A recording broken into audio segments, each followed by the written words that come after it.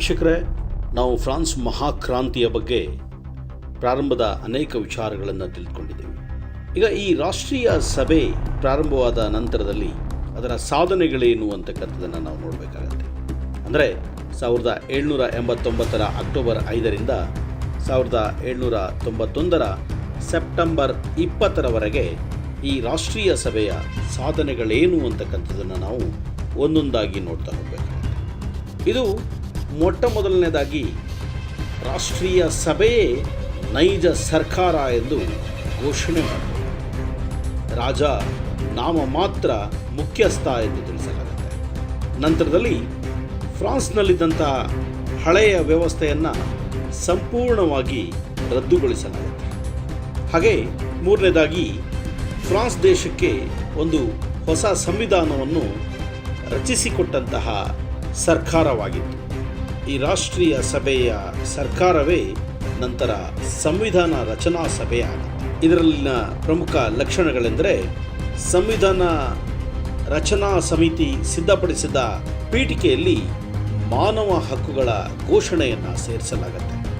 ಇದು ಅಮೆರಿಕ ಸಂವಿಧಾನದಲ್ಲಿದ್ದ ತದ್ರೂಪವಾಗಿತ್ತು ಎನ್ನಲಾಗುತ್ತೆ.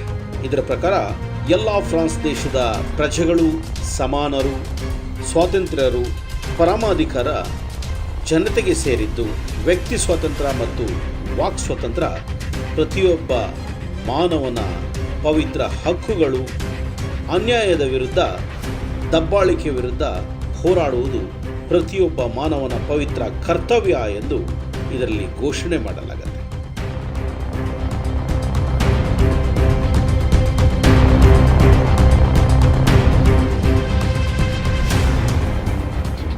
ಇಲ್ಲಿ ಬ್ರಿಟನ್ ದೇಶದ ರೀತಿಯಲ್ಲಿ ನಿಯಂತ್ರಿತ ಸಂವಿಧಾನ ರಾಜಪ್ರಭುತ್ವ ಅಸ್ತಿತ್ವಕ್ಕೆ ಬರುತ್ತೆ. ಈ ಸಂವಿಧಾನದಲ್ಲಿ ರಾಜ್ಯದ ಅಧಿಕಾರವನ್ನು 3 ಭಾಗಗಳಾಗಿ ವರ್ಗೀಕರಿಸಲಾಗುತ್ತೆ. ಅವುಗಳೆಂದರೆ ಶಾಸಕಾಂಗ, ಕಾರ್ಯಾಂಗ ಹಾಗೂ ನ್ಯಾಯಾಂಗ. ಈ ಸಂವಿಧಾನ 745 ಸದಸ್ಯರನ್ನು ಹೊಂದಿರುತ್ತೆ ಹಾಗೂ 2 ವರ್ಷಗಳಿಗೊಮ್ಮೆ ಚುನಾವಣೆಯಾಗುವಂತೆ ಏಕಸದನದ ಶಾಸನ ಸಭೆಯು ಘೋಷಣೆಯನ್ನು ಮಾಡುತ್ತೆ. ಬಹಳ ಪ್ರಮುಖವಾಗಿ ಈ ರಾಷ್ಟ್ರೀಯ ಸಭೆ ಆಡಳಿತ ಕ್ಷೇತ್ರದಲ್ಲಿ ಬಹಳಷ್ಟು ಬದಲಾವಣೆಗಳನ್ನು ತರುತ್ತೆ. ಆಡಳಿತ ಕ್ಷೇತ್ರದಲ್ಲಿ ಫ್ರಾನ್ಸ್ ದೇಶದಲ್ಲಿದ್ದ ಹಳೆಯ ಆಡಳಿತ ವ್ಯವಸ್ಥೆಯನ್ನು ವಿಸರ್ಜಿಸಿ ಹೊಸದಾಗಿ ಆಡಳಿತ ಘಟಕಗಳನ್ನು ಮಾಡಲಾಗುತ್ತೆ.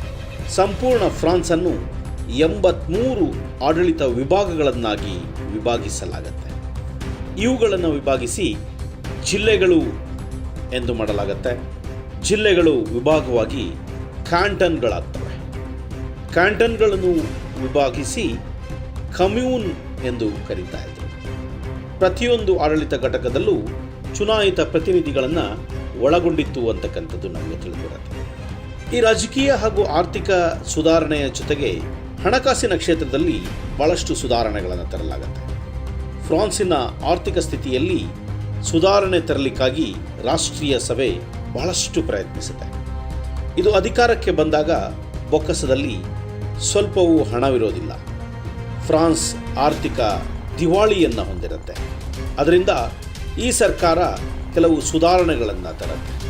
ಅವುಗಳಲ್ಲಿ ಬಹಳ ಪ್ರಮುಖವಾಗಿರ್ತಕ್ಕಂಥದ್ದು ಫ್ರಾನ್ಸ್ನ ಪ್ರತಿಯೊಂದು ವರ್ಗದ ವ್ಯಕ್ತಿಯ ಆದಾಯದ ಮೇಲೆ ತೆರಿಗೆಯನ್ನು ವಿಧಿಸಲಾಗುತ್ತೆ. ಚರ್ಚು ಹೊಂದಿದ್ದಂತಹ ಆಸ್ತಿಯನ್ನು ರಾಷ್ಟ್ರೀಕರಣಗೊಳಿಸಲಾಗುತ್ತೆ. ಇಡೀ ಫ್ರಾನ್ಸ್ಗೆ ಅನ್ವಯ ಆಗುವಂತೆ ಕಾಗದದ ಹಣವನ್ನು ಮುದ್ರಿಸಿ ಚಲಾವಣೆಗೆ ತರಲಾಗುತ್ತೆ. ಇದನ್ನು ಅಜೈನಾಟ್ಸ್ ಎಂದು ಕರೀತಾರೆ. ಸೈನ್ಯದ ಮೇಲೆ ವೆಚ್ಚ ಮಾಡುವಂತಹ ಹಣದಲ್ಲಿ ಕಡಿತಗೊಳಿಸಲಾಗುತ್ತೆ. ಅನಗತ್ಯವಾಗಿರ್ತಕ್ಕಂಥ ಅಧಿಕಾರಿಗಳನ್ನು ಹುದ್ದೆಯಿಂದ ತೆಗೆದುಹಾಕಲಾಗುತ್ತೆ. ವಿಶೇಷವಾಗಿ ಅರಮನೆಯ ಖರ್ಚು ವೆಚ್ಚಗಳನ್ನು ನಿಯಂತ್ರಿಸಲಾಗುತ್ತೆ. ಈ ರೀತಿಯಲ್ಲಿ ಆರ್ಥಿಕ ಸುಧಾರಣೆಯನ್ನು ರಾಷ್ಟ್ರೀಯ ಸಭೆ ತಂದಿತು ಅಂತಕ್ಕಂಥದ್ದು ತಿಳಿದು ಬರುತ್ತೆ. ಬಹಳ ಪ್ರಮುಖವಾಗಿ ಚರ್ಚನ್ನು ಪುನರ್ವ್ಯವಸ್ಥೆಗೊಳಿಸಲಾಗುತ್ತೆ. ರಾಷ್ಟ್ರೀಯ ಸಭೆ ಸರ್ಕಾರ ಚರ್ಚು ರಾಜಕೀಯದಲ್ಲಿ ಹಸ್ತಕ್ಷೇಪ ಮಾಡುವುದನ್ನು ನಿಲ್ಲಿಸಲು ಕ್ರಾಂತಿಕಾರಕವಾದಂಥ ಶಾಸನವನ್ನು ಜಾರಿಗೊಳಿಸುತ್ತೆ. ಅದೆಂದರೆ ಧರ್ಮಾದಿಗಳ ಪೌರ ಸಂವಿಧಾನ ಎನ್ನುತ್ತಾರೆ. ಈ ಶಾಸನದ ಪ್ರಕಾರ ಚರ್ಚಿನ ಬಿಷಪ್ಗಳನ್ನು, ಪ್ರೀಸ್ಟ್ಗಳನ್ನು, ನನ್ಸ್ಗಳನ್ನು ಸರ್ಕಾರ ನೇಮಿಸಲಾಗಿದೆ. ಇದುವರೆಗೆ ಇವರು ರಾಜನಿಂದ ನೇಮಕಗೊಳ್ತಾ ಇದ್ದರು. ಅರಸನು ಪೋಪ್ನ ಅನುಮತಿಯ ಮೇರೆಗೆ ಈ ನೇಮಕವನ್ನು ಮಾಡ್ತಾ ಇದ್ದ. ಆದರೆ ಈಗ ರಾಷ್ಟ್ರೀಯ ಸಭೆ ಇದನ್ನು ನೇಮಕ ಮಾಡುತ್ತೆ. ಚರ್ಚಿನ ಎಲ್ಲ ಆಸ್ತಿಯನ್ನು ರಾಷ್ಟ್ರೀಕರಣಗೊಳಿಸಿದ ಕಾರಣ ಧರ್ಮಾಧಿಕಾರಿಗಳಿಗೆ ವೇತನ ಕೊಡುವ ಪದ್ಧತಿಯನ್ನು ರಾಜ್ಯ ಪ್ರಾರಂಭ ಮಾಡುತ್ತೆ. ಈ ಶಾಸನದ ಪ್ರಕಾರ ರಾಜ್ಯ ಚರ್ಚನ್ನು ರಾಜಕೀಯದಿಂದ ಪ್ರತ್ಯೇಕಿಸಲಾಗುತ್ತೆ. ಅಂದರೆ ಇದುವರೆಗೆ ರಾಜಕೀಯದಲ್ಲಿ ಪಾಲ್ಗೊಳ್ತಾ ಇದ್ದಂತಹ ಚರ್ಚ್ ಸಂಪೂರ್ಣವಾಗಿ ರಾಜಕೀಯದಿಂದ ಇದನ್ನು ಪ್ರತ್ಯೇಕ ಇಡಲಾಗುತ್ತೆ. ಆದರೆ 1791 ವೇಳೆಗೆ ಫ್ರಾನ್ಸ್ನ ಕ್ರಾಂತಿ ಫ್ರಾನ್ಸಿನ ಆಂತರಿಕ ಕ್ರಾಂತಿಯಾಗಿ ಉಳಿಯದೆ ಯುರೋಪಿನ ಎಲ್ಲ ರಾಷ್ಟ್ರಗಳಲ್ಲೂ ಬೆಳೆಯುತ್ತೆ. ಇದರಿಂದ ಉಳಿದ ದೇಶದ ರಾಜರುಗಳು ಫ್ರಾನ್ಸಿನ ಕ್ರಾಂತಿಯನ್ನು ವಿಫಲಗೊಳಿಸಲಿಕ್ಕೆ ಸಿದ್ಧರಾಗ್ತಾರೆ. ಅವುಗಳಲ್ಲಿ ಆಸ್ಟ್ರಿಯಾ ಮತ್ತು ಪ್ರಷ್ಯಾ ಪ್ರಮುಖವಾದಂಥ ದೇಶಗಳು ಅಂತಕ್ಕಂಥದ್ದನ್ನು ನಾವು ನೋಡಬಹುದಾಗಿದೆ. ಆಸ್ಟ್ರಿಯಾ ದೇಶದ ರಾಜಕುಮಾರಿ ಮೇರಿ ಆಂಟೊನೆಟೆಯು ಫ್ರಾನ್ಸಿನ ರಾಣಿಯಾಗಿದ್ದರಿಂದ ಆಸ್ಟ್ರಿಯಾ ಫ್ರಾನ್ಸ್ನ ಸಹಕಾರಕ್ಕೆ ಮುಂದೆ ಬರುತ್ತೆ. ಆಸ್ಟ್ರಿಯಾ ಮತ್ತು ಪ್ರಷ್ಯಾ ಒಂದು ಒಪ್ಪಂದವನ್ನು ಮಾಡಿಕೊಳ್ತವೆ. ಆ ಒಪ್ಪಂದವೇ ಫಿಲ್ನಿಸ್ ಒಪ್ಪಂದ.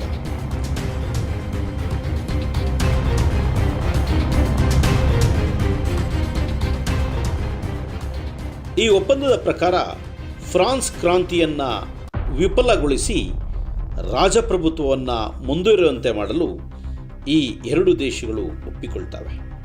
16ನೇ ಲೂಯಿ ವೇಷ ಮರೆಸಿಕೊಂಡು ವಿದೇಶಿಯರ ಬೆಂಬಲ ಪಡೀಲಿಕ್ಕೆ ಪ್ರಾರಂಭ ಮಾಡ್ತಾನೆ. 16ನೇ ಲೂಯಿ ಒಪ್ಪಿಗೆ ಮೇರೆಗೆ ಆಸ್ಟ್ರಿಯಾ ಮತ್ತು ಪ್ರಷ್ಯಾ ಫ್ರಾನ್ಸ್ನ ರಾಷ್ಟ್ರೀಯ ಸಭೆ ಸರ್ಕಾರದ ಮೇಲೆ ಯುದ್ಧವನ್ನು ಘೋಷಣೆ ಮಾಡ್ತವೆ. ಯಾವುದೇ ರೀತಿಯಲ್ಲಿ ಸಿದ್ಧವಾಗಿರದಂತಹ ಫ್ರಾನ್ಸ್ ಸೈನ್ಯ ಸಂಪೂರ್ಣವಾಗಿ ಸೋಲನ್ನಪ್ಪತ್ತೆ.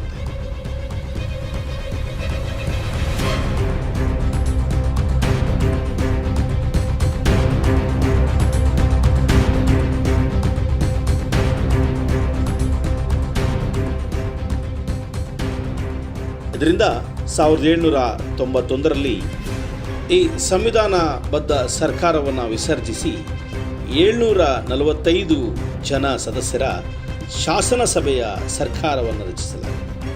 ಈ ಶಾಸನ ಸಭೆಯ ಸರ್ಕಾರ ರಾಜ ಕ್ರಾಂತಿಯ ವಿರೋಧಿ ಆತನನ್ನು ಪದಚ್ಯುತಗೊಳಿಸಬೇಕೆಂದು ಘೋಷಣೆ ಮಾಡುತ್ತೆ. ಆದರೆ ಅಂದಿನ ಸಂವಿಧಾನದ ಪ್ರಕಾರ ರಾಜನನ್ನು ಪದಚ್ಯುತಗೊಳಿಸುವಂತಿರಲಿಲ್ಲ. ಅದರಿಂದ ಸಂವಿಧಾನ ರಚನಾ ಸಭೆಯನ್ನು ರಚಿಸಲಾಗುತ್ತೆ. ಇದನ್ನು ರಾಷ್ಟ್ರೀಯ ಸಮಿತಿ ಅಂತ ಕರೀತಾರೆ. ಇದರಲ್ಲಿದ್ದ ಬಹುತೇಕ ಸದಸ್ಯರು ಉಗ್ರವಾದಿಗಳ ಪಕ್ಷವಾದ ಜಾಕೋಬಿನ್ ಪಕ್ಷಕ್ಕೆ ಸೇರಿರುತ್ತಾರೆ. ಇಲ್ಲಿ 1791 ವೇಳೆಗೆ 4 ಪ್ರಮುಖ ಪಕ್ಷಗಳನ್ನು ನಾವು ಕಾಣಬಹುದಾಗಿದೆ. ಅದರಲ್ಲಿ ಮೊದಲನೆಯದು ಜಾಕೋಬಿನ್ ಪಕ್ಷ. ಇವರು ಉಗ್ರವಾದವನ್ನು ಪ್ರತಿಪಾದಿಸ್ತಾ ಇರ್ತಾರೆ. ಜಿರಾಂಡಿಸ್ಟ್ ಪಕ್ಷ, ಇವರು ಮಂದಗಾಮಿಗಳಾಗಿರ್ತಾರೆ, ಶಾಂತಿಯುತವಾಗಿ ಹೋರಾಟವನ್ನು ಮಾಡ್ತಾರೆ. ಮತ್ತೊಂದು ರಾಯಲಿಸ್ಟ್ ಪಕ್ಷ, ಇದು ರಾಜರ ಪರವಾಗಿರ್ತಕ್ಕಂಥ ಪಕ್ಷವಾಗಿತ್ತು. ಮತ್ತೊಂದು ಕಾನ್ಸ್ಟಿಟ್ಯೂಯೆಂಟ್ ಪಾರ್ಟಿ, ಅಂದರೆ ಸಂವಿಧಾನ ಪರವಾಗಿರ್ತಕ್ಕಂಥ ಪಕ್ಷ. ಈ ಸಂದರ್ಭದಲ್ಲಿ ನಾವು ಕಾಣಬಹುದಾಗಿದೆ. ಈ ಹೊಸ ರಾಷ್ಟ್ರೀಯ ಸಮಿತಿ ಸರ್ಕಾರ 1792 ಆಗಸ್ಟ್ 10 ಗಣರಾಜ್ಯ ಸ್ಥಾಪನೆಗೆ ಆದೇಶವನ್ನು ನೀಡಿದೆ. ಅದರಂತೆ ಅರಸನನ್ನು ಪದಚ್ಯುತಗೊಳಿಸಲಿಕ್ಕೆ ನಿರ್ಧರಿಸಲಾಗುತ್ತೆ. 1792 ಆಗಸ್ಟ್ 22 16ನೇ ಲೂಯಿಯನ್ನು ಪದಚ್ಯುತಗೊಳಿಸಲಾಗುತ್ತೆ.